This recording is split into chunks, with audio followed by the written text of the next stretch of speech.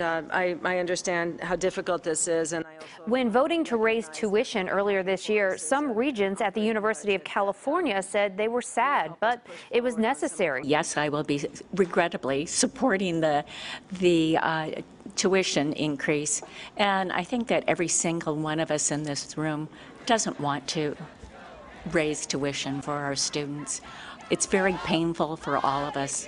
But the night before voting to hike tuition, the UC Regents spent $18,000 at a party at the Intercontinental Hotel. Only 65 people attended, which works out to about $300 per person. A few months later, the state auditor released a report showing serious financial mismanagement at the Office of the President, run by President Janet Napolitano. The Office of the President is not doing a good job. When the regents met and discussed the audit, no one seemed upset with the president. There aren't many people of her quality, lifetime of public service and integrity and resume that are even willing to put themselves forward to come and run a public institution like UC. Several regents said it was just a communication problem.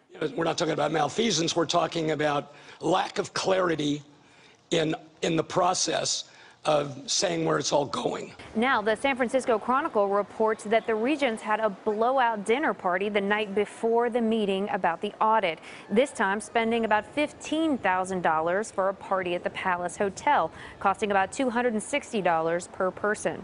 So where does the money for these parties come from? Well, the Office of the President.